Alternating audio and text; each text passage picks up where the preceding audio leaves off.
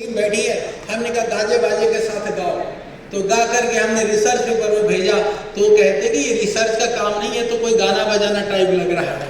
तो उनको हालांकि उसको उन्होंने मना किया, पर मुझे इस बात को कहते हुए प्रसन्नता है कि संस्कृत को न तो सिर्फ गद्य में नहीं, पद्य में भी और गायन में भी हम लोगों ने रिसर्च पेपर के अंदर घुसा दिया।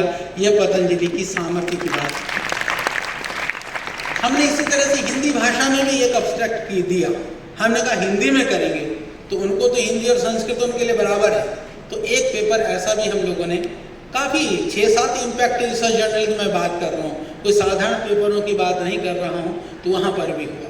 फिर हम लोगों ने एक मौलिक कार्य किया कि जैसे हमारा बड़ा कार्य चल रहा था वर्षों से, करीबन 20-25 वर्षों में हम लोगों ने वर्ल्ड हर्बल इंसाइक्लोपीडिया के रूप में बड़ा एक व्यापक ग्रंथ का जो निर्माण कार्य किया। हमारी पूरी जो वैज्ञानिकों ने, टीम ने यहाँ पर सहयोग से वो कार्य किया। तो कार्य बहुत व्यापक था। लगभग दुनिया के 3,60,000 जो पादप जगत है, उस जगत में से हमने 50,000 के लगभग पौधों को औषधीय रूप में आइडेंटिफाई कर करके लगभग 6 लाख से ज़्यादा रेफरेंसेस के साथ में 1.25 लाख से ज़्यादा पृष्ठों में 2,000 से ज़्यादा ट्राइब्स को उसके अंदर समावेश कर करके 12 लाख से ज़्यादा वर्णकुलर नाम को साथ में हमने इकट्ठा करके उस ग्रंथ को प्रकाशित किया। उतना ही नहीं, उसके अंदर पूरे सारे पौधों के नाम भी संस्कृत आश्रित भाषा में भी छपाने का कार्य किया। वह कार्य भी आज बड़े स्तर पर पूरे विश्व के अंदर चर्चा का विषय है। तो वो कार्य पूरा हुआ था। तो इस 4 अगस्त में हम लोगों ने उसका जो पोर्टल है, वर्ल्ड हर्बल इंसाइक्लोपीडिया पोर्टल को भी लॉन्च करने का काम किया। उसके अंदर करीबन 30,500 तो कैनवास पेंटिंग्स हैं और लगभग 35,000 लाइन ड्राइंग्स के साथ में पूरा डेटा पूरी धरती के लिए अवेलेबल कराने का कार्य भी पतंजलि के द्वारा किया गया है। तो लेखन की बात हो, पांडुलिपियों के प्रकाशन की बात हो, मैन्युस्क्रिप्ट से लेकर के मॉडर्न रिसर्चेस से लेकर के क्लिनिकल से लेकर के नॉन क्लिनिकल से लेकर के प्लांट से लेकर के पौधों में भी एक बात मैं बताना चाहता हूँ कि पतंजलि संस्थान पौधों के ऊपर भी बॉटनी को लेकर के, इथनो मेडिसिन को लेकर के, या फिर ट्रेडिशनल मेडिसिन सिस्टम में जितना भी जो बॉटनी बेस्ड मेडिसिन सिस्टम है उसको लेकर के बड़े स्तर पर काम कर रहा है। बहुत बड़े कार्य करते हुए हमको इस बात को कहते हुए भी गर्व है, क्योंकि royal botanical garden, Q garden दुनिया की सबसे बड़ी संस्था मानी जाती है बॉटनी के क्षेत्र में काम करने वाली संस्था।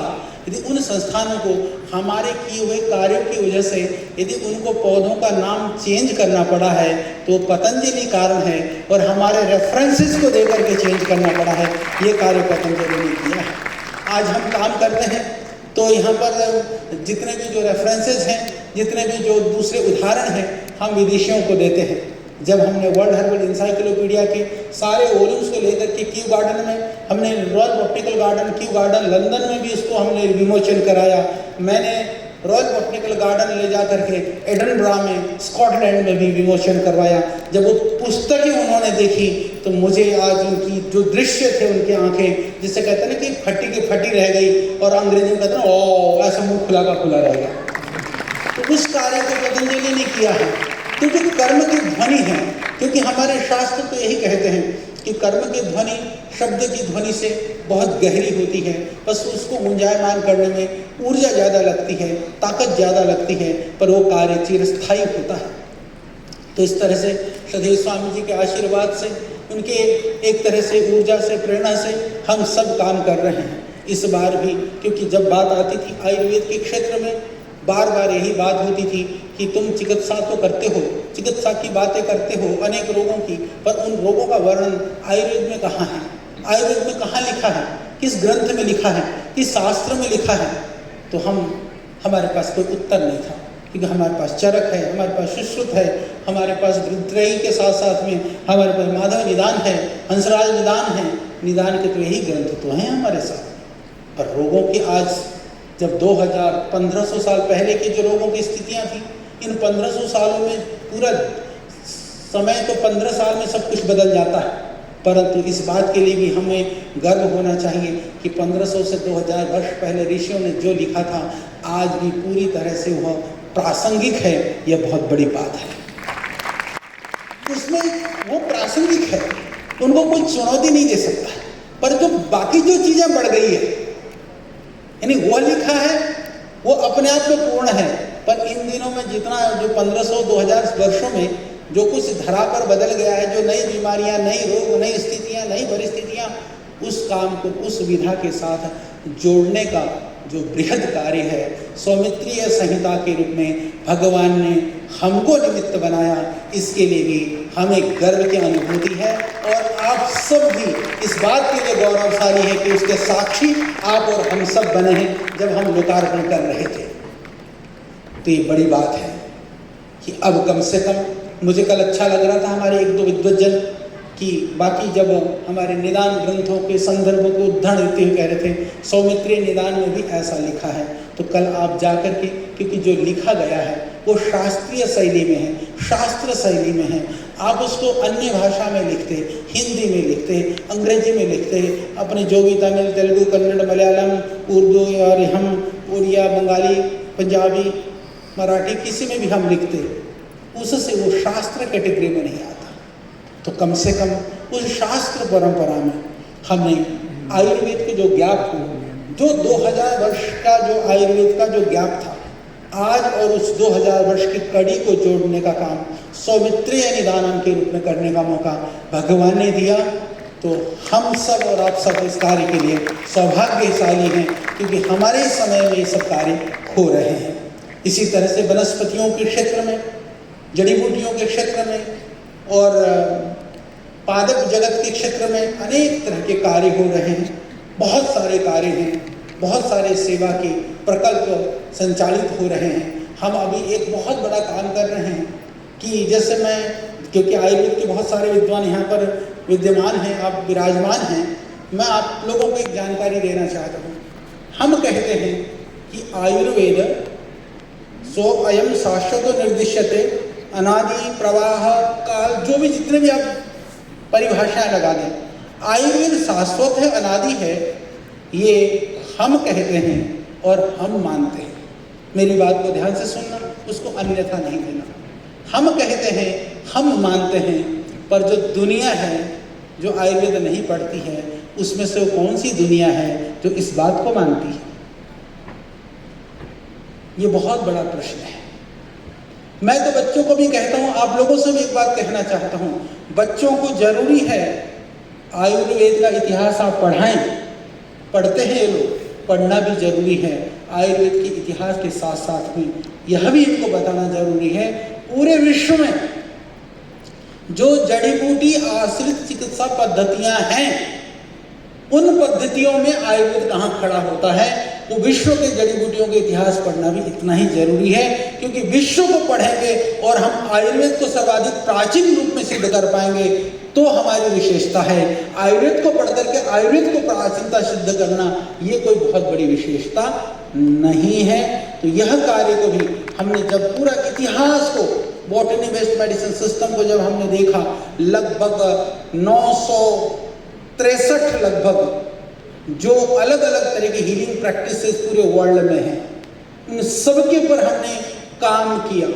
लगभग 2000 से ज़्यादा जो जनजातियां हैं, ट्राइब्स हैं, उनकी अलग अलग चिकित्सा विधाएं हैं विश्व के अंदर, उनको एक जगह पर लाने का काम हमने किया। और हमने देखा कि जिनका चिकित्सा सिद्धांत जिनके अंदर है, जिसे हम आयुर्वेद की विशेषता को इसलिए बात करते हैं क्योंकि हमारे पास सिर्फ हम चिकित्सा नहीं करते हैं, हमारे पास चिकित्सा सिद्धांत भी है। तो इस तरह की जो चिकित्सा सिद्धांत वाली पद्धतियां हैं, दुनिया में 9 पद्धतियां हैं, सबको इकट्ठा किया। तो जैसे हम कहते हैं हम प्राचीन हैं, ऐसे जितने भी जो चिकित्सा सिद्धांत वाले जो पद्धतियां हैं, हर कोई एक ही बात को कहता है।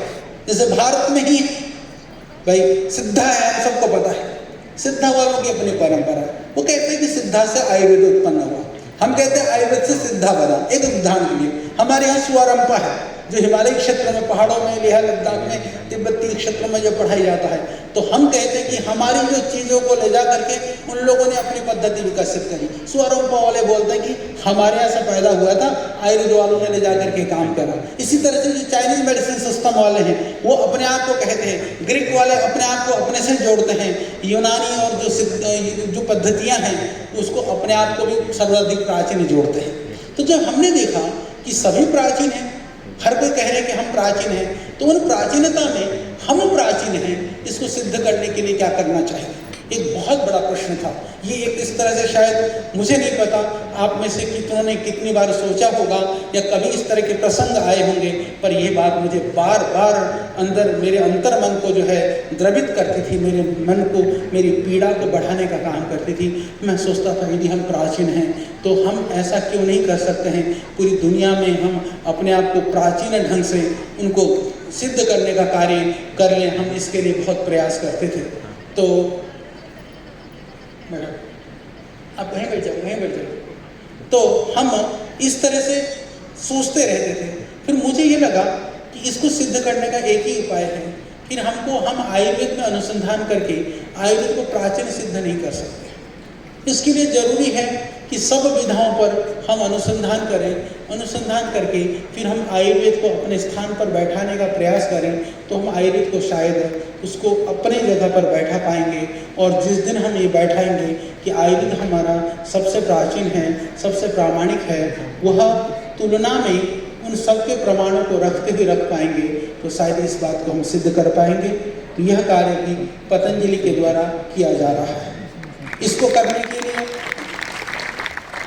हमने लगभग पूरी दुनिया के 100 से ज़्यादा जो हीलर्स हैं, जो हमारे आचार्य हैं, जैसे हम आयुर्वेद के जो हमारे प्रवर्तक में हम ब्रह्मा जी से शुरू होते हैं, इंद्र आदि से शुरू होते हैं हम, परंतु मुख्य रूप से हम चरक, सुश्रुत, धन्वंतरी आदि को प्रवर्तक जिस तरह से मानते हैं, उसी तरह से अनेक अनेक विधाओं के अनेक अनेक आचार्य हैं। उन सब आचार्यों का पूरा इतिहास को लिखने का काम हम लोगों ने उस कार्य को किया। इतना ही नहीं, हमने उत्तराखंड की एक भूमि, क्योंकि यह ऋषियों की भूमि है, देव भूमि है, ये जड़ी बूटियों की भूमि है, तो माला करके एक ग्राम है, ऋषिकेश से लगभग यहाँ से जाते हैं तो लगभग 2 घंटा मार्ग से जाने में लगता है। लगभग 60 किलोमीटर की दूरी पर हमने एक भगवान धन्वंतरी की लगभग अभी हम मूर्ति स्थापित कर दी, लगभग 200 टन वजन की ग्रेनाइट के मूर्ति बना करके हमने सबसे ऊपर रखा धन्वंतरी को। साथ में सारे ऋषि, चरक, सुश्रुत आदि जितने भी जो ऋषि हैं, उन सारे ऋषियों को भी हमने वहाँ पर स्थापित किया है। और इतना ही नहीं, तो दुनिया के जितने भी जिन्होंने जड़ी बूटियों के लिए काम किया, न केवल चिकित्सा पद्धति वाले अपितु जो ट्रेडिशनल सिस्टम के जो लोग थे, शताधिक आचार्यों के 4-4, 5-5 टन की बड़ी बड़ी मूर्तियां बना करके पत्थर के वहाँ पहुँच चुकी है। और उस कंट्री की, जैसे हमने कहा कि चाइनीज मेडिसिन सिस्टम को यदि हमें प्रस्तुत करना है, तो हमने क्या किया है कि चाइना के जो पूरा जो वहाँ की जो विशेषताएं हैं, उनको हमने एक मिनिएचर के रूप में क्रिएट किया। तो मिनिएचर बना करके उसमें फिर उन ऋषियों को बैठा देंगे। इसी तरह से बाकी जगह के लोगों को भी हमने उसी तरह से अलग अलग देशों के लगभग 40 बड़े बड़े मिनिएचर हम बना रहे हैं, बना करके और उनको वहाँ पर स्थापित करने का कार्य मुझे अभी स्मरण आया, मेरे मोबाइल में होगा तो हम आपको एक बार थोड़ी सी झलक उसका 3D थोड़ी सी मैंने बनाई है, वो भी अभी दिखा देंगे, आप सबको अच्छा लगेगा। तो वह कार्य भी पतंजलि के द्वारा किया जा रहा है। तो अब हम कह सकेंगे आने वाले समय में तथ्य और प्रमाणों के साथ में वैश्विक इतिहास को एक जगह पर रख करके कि हम वास्तव में सर्वाधिक प्राचीन हैं, सर्वाधिक वैज्ञानिक हैं, कथन से नहीं, शास्त्र से नहीं, अपितु संपूर्ण विश्व के इतिहास से भी हम प्रामाणिक हैं। इस कार्य को सिद्ध करने का काम भी पतंजलि के द्वारा श्री स्वामी जी के आशीर्वाद से किया जा रहा है। तो मैं समय बहुत हो गया है, क्योंकि अभी हमें विद्वानों को सुनना है। मैं प्रवाह में आ गया तो थोड़ी बात कहे बिना अपने आप को नहीं रोक पाया। तो सौमित्रीय निदानम भी उसी क्षेत्र में एक बड़ा प्रयास है कि संपूर्ण शास्त्रों में जितने रोगों का वर्णन था, उससे ज़्यादा नूतन रोगों का नामकरण के साथ में प्रामाणिकता के साथ वर्णन करना एक दुरूह कार्य था। मैं अपने विद्वज्जनों का, अपनी टीम को, उनको बारंबार मैं शुभकामनाएं देते हुए, उनके प्रति अपनी सहृदयता व्यक्त करते हुए, आप सबको नमन करते हुए, आप सब ने आकर के अपने अमूल्य समय में से हमें यहाँ पर इस कार्य के प्रति अपनी सहमति प्रदान करी और अपने एक तरह से उस कार्य के प्रति अपनी शुभकामना व्यक्त की। इसके लिए हम आपके प्रति कृतज्ञ हैं। तो इतना कहते हुए मैं अपनी वाणी को विराम देता हूँ। बहुत बहुत आप सबका धन्यवाद। और हम भी बैठेंगे, आप सबको सुनेंगे।